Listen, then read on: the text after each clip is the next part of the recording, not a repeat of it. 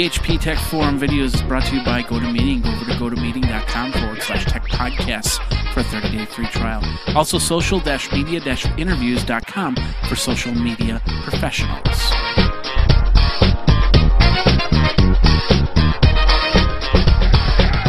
Jeffrey Powers here on the HP Technology Forum. We have this man who needs absolutely no introduction. His name is Jeffrey. Mr. Steve Wozniak. Nice to meet you. Wow, it's an honor and an opportunity. I'm shaking a little bit here. So, of course, the founder of Apple, and he's now working with Fusion IO on the HP side. Lead scientist, is that what it is? I'm chief scientist. Chief scientist. I made up the name because it doesn't say anything as too specific. Oh, okay.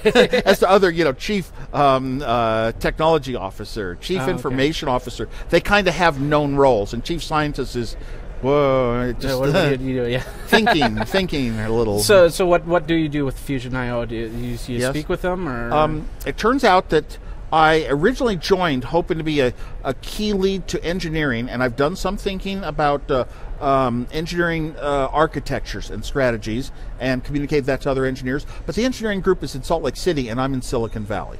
Okay. So I'm near a bunch of sales guys, and I have decided, okay, I fit in very well to marketing and getting attention to a company in a new industry.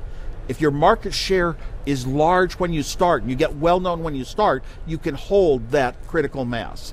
And that's one of my roles. But I also have a personal goal to do a sale, many sales actually, all on my own. So I'm going to take sales training next month. Oh, okay. And I'm going to be able to type all the details into Salesforce and go into a client and actually sell them some of our product and be the salesman of force. So that's another goal. You might have Steve Wozniak coming to your company and selling you stuff. That's an added bonus, right? It's going to be a big day when I make my first sale.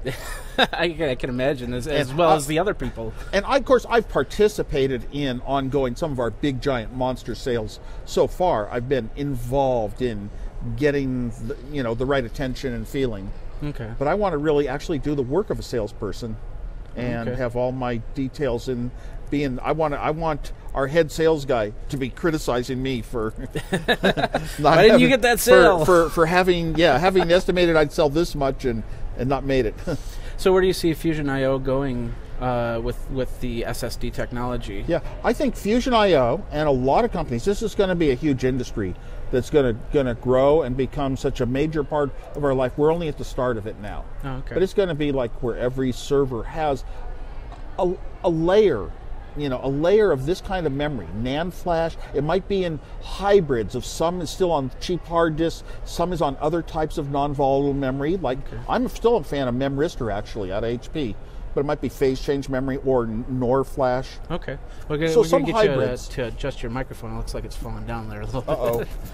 They stay on wardrobe malfunction. They don't stay on my ears too well. Yeah. But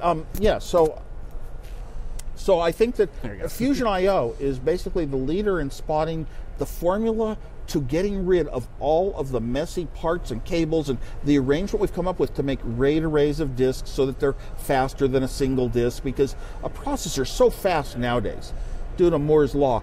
The processor is just always IO bound, waiting for the disk response, get another channel thing going, get another thing, get another IO going, get another IO going, and waiting. 5%, 10% utilization of processors had become sort of the normal. Virtualization helps out with that. Oh yeah. But with this fast memory in here, we bring the processors right up to 100%, and you pay your Oracle fees per core.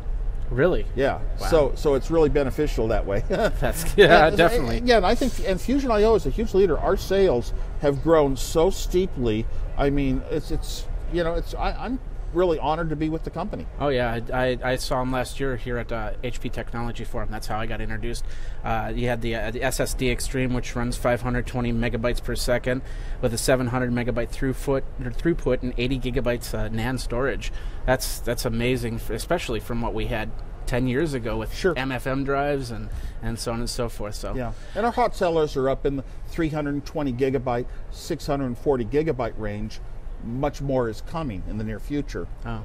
But and you can pop any number of them into the PCI bus, and they all add. It's not like you have one limited bandwidth. Oh, really? Okay. Like 600 megabytes per. It's like 600 megabytes per second per card. Per card. Yeah, they'll add up. So it'll start to multiply after a while. So yeah, supercomputers is actually one of the big markets for this technology.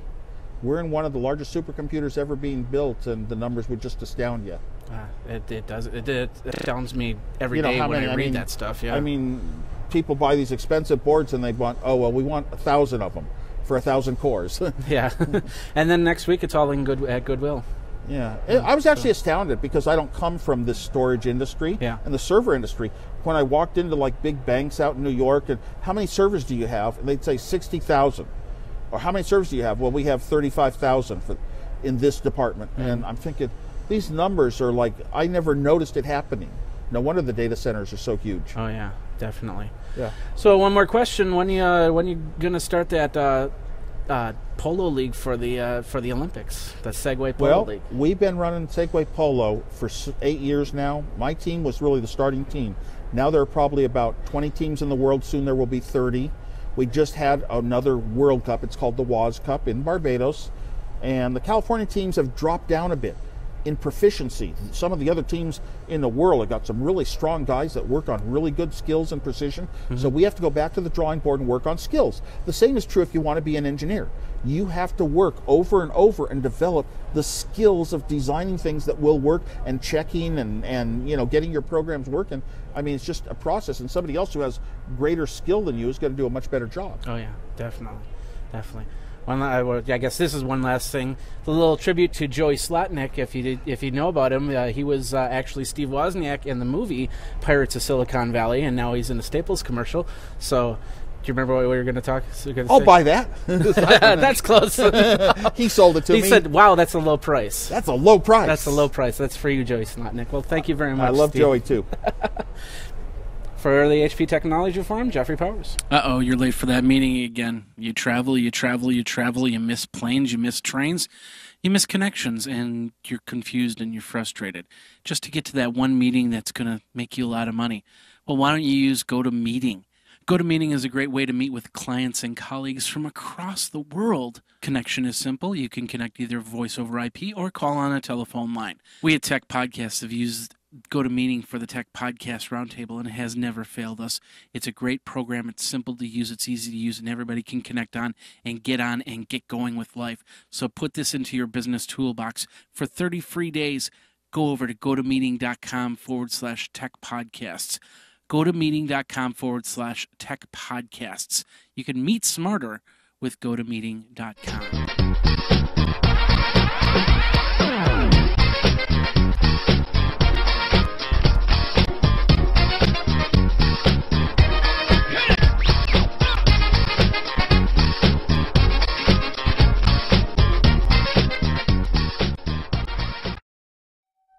This is the Tech Podcast Network. If it's tech, it's here.